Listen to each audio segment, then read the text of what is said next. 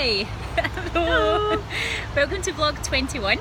I explained in yesterday's vlog that we had to delete the one that we done on Friday. It was all Laura's fault. We've just been talking about how we thought we'd absolutely nailed it. We thought we'd completely managed to come across really sober. We've not. We're going to actually watch that later on to make ourselves laugh a wee bit. Yeah, it was pretty bad. So we're back with a more sober version. Yep. We're in Kuwait and we're at the lovely Avenues, which is super nice. We've been trying to find a spot not in the sun, and I think we've just ended up blinding ourselves. So we're going to show you a bit of what's here. So we've got these lovely like water features. I don't know if you can see in the top there, that's the actual Avenues. And then go around here, we've got some greenery and another wee lake. So it's pretty nice. So wanted to talk to you today when we'd mentioned what Friday's vlog was supposed to be about, was finding the right members for your team. And we wanted to speak today about, once you've got the right members for your team, how you work out what everybody's good at, like what their strengths are, how you make sure people play to their strengths, and also how you try and use that team to ensure everybody kind of works together well. So me and Laura are out just now in Kuwait. Laura's out visiting for a couple of days, and we're currently out shopping for things for our new apartment, which, to be honest, is one of these tasks that it's never the greatest task in the world, but we all seem to enjoy it. But it's good and very necessary. Yep. Very necessary. Very necessary. Yeah, and I think the reason that we can still get people excited about doing these tasks is because we're dealing with luxury properties. So even when there's people in the team jumping out to say, oh my god, it's not Safeway, how old am I? Morrison's, jumping out to Morrison's and stuff to get things. It's because it's for a luxury apartment, and it's because they want to keep our clients happy. And it's quite interesting to have people in, thanks Plain for doing it, to have people in the team with all these different strengths and skills, and they still manage to kind of pull together to do like the kind of the rubbish tasks, I suppose. What did you think your strengths and experience were before you came to Amy? I would have thought that my strengths and experience would have been purely admin focused.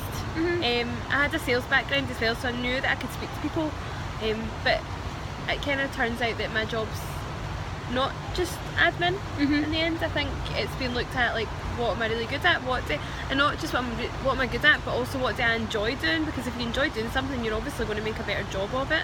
Yeah. Definitely. And you've more moved into the role of supporting our kind of international expansion. Yep. So if somebody was wanting to take on an Amy location in a, remote location in southernmost Antarctica, it'd be Laura that'd go hang about with you. Yep. Get to meet me, get to research the area. Absolutely. But no, it's like what I was saying yesterday, it's about getting your brand ambassadors, and in whatever situation I put Laura or any other one of the guys in the team, I know that no matter what they come up against, they're always going to be shouting on behalf of the company, Totally. Going to be an ambassador for Amy, and that means that they can make decisions based on how much they love the brand and how much they know of the brand and how passionate they are about it, instead of making decisions based on a very specific job role. Yeah, and I think that's why we do get on so well as a team, because everybody's got the passion for the job.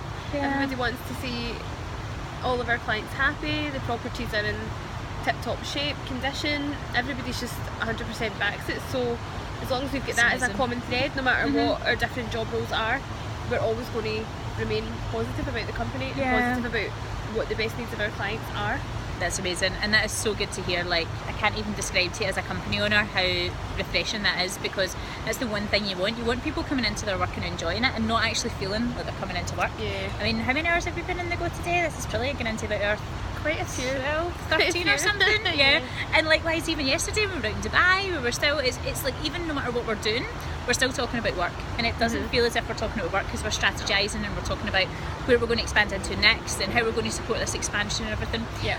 What do you think was the biggest change for you, and what made you get that passionate about this job rather than maybe other ones? I think, well, I'd obviously kind of followed the company growth before I joined, and I think since I've joined, I've seen the potential even more in what we do, because now obviously I work for the company, I understand the business model, and it's such a good model, and I think there's not really any way that it can fail.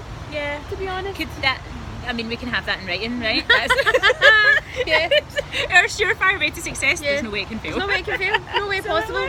And obviously that comes down to the team, which I am part of. Absolutely, absolutely.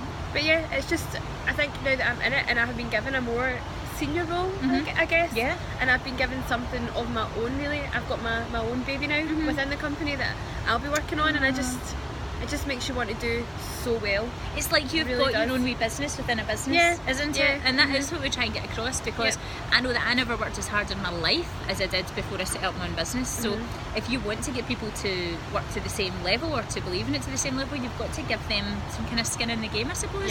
It's a totally different way to look at it, I suppose. And it's totally different to anything I've ever done before. Like, from going from the public sector to a private sector is worlds apart. Amazing. So yeah, I think the most important thing to take away is when you've got a team and you find your first couple of staff that are going to be with you, first of all, we don't call you staff, we speak of each other as colleagues. And the amount of times that people have just assumed that, you know, it's somebody that I'm with is my boss, like that Brian's my boss, or, you know, because we are colleagues, we're just on the same level. And I think when you have a company, the most important thing is to be honest with everybody that works with you about the stage you're at. And we've just come out of a particularly tricky 3 months financially wise, just in terms of some client losses, not through our fault or through any bad service, and we had some issues with some properties that we had, and we told the team about this, and it was the case of we knew exactly how much we had to bring in, and we knew exactly how much we had to make that week. And there's a big worry in that, because I think as an entrepreneur and as a business owner, you take so much on yourself and you think, well, this is all on me. But actually, and I've spoken to another couple of business owners about this, if you don't tell everybody what's going on, how can you expect them to help you get a different result, you know? Because when there's not as much money coming in one month as there was the month before, that's a problem. That's something that you can find clues in. Do you know what I mean? You can look at, well, what are we doing differently? What is it that's changed? And we went through a massive change as a company in terms of we recruited 3 staff at the one time, 3 senior staff at the one time. It was just a bad time of year for property wise, and we went through all that, and instead of us kind of just pretending that no, everything's great, everything's going to be fine, we were completely honest, totally transparent. And I think that wasn't to try and put us off or frighten us in any way at all. It was just to give us an insight into, I suppose, how much growth was there if we wanted it. And I think knowing that we had to kind of G ourselves up a bit and be on our A game, it just made us want it a bit more. Just that little bit more. That's good.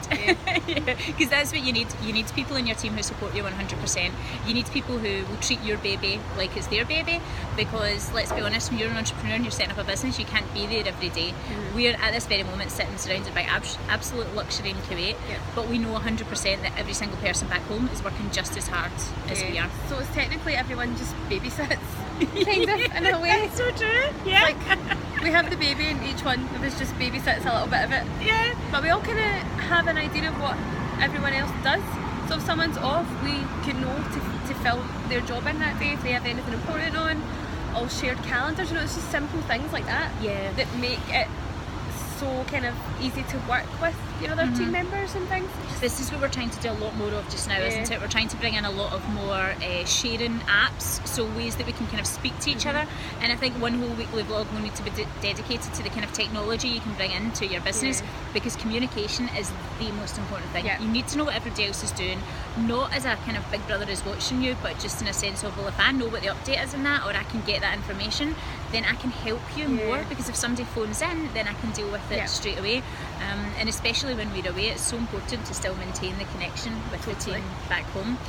So thank you for tuning in for today's vlog. I hope you've enjoyed it. I hope you've enjoyed the addition of Laura. Thank you. Because I can be in the vlog for 20 episodes, you know, trying to tell you about business. And if I brought in a member of my team who was miserable, it wouldn't really... Which I'm not. Which she's not, and I've paid her to say that. It wouldn't really support my theory that, you know, being in business is fun, you can be good at it. So yeah, thank you for watching. We will leave you now, and this is technically yesterday's vlog, so I will upload another one later on tonight, and then I'm back on track and nobody can moan at me for having a few drinks in Dubai and doing a drunken vlog. Drunken vlog was particularly brilliant. It was particularly I think you should all petition Angela and comment so that she'll actually post it. I think I might post it one day. I think I just need to watch it a few times myself first to kind of comprehend what it's about. I don't even know how to write the description for that vlog. Right, thanks so much guys, have a great Sunday night, and we'll see you later. Bye. Bye.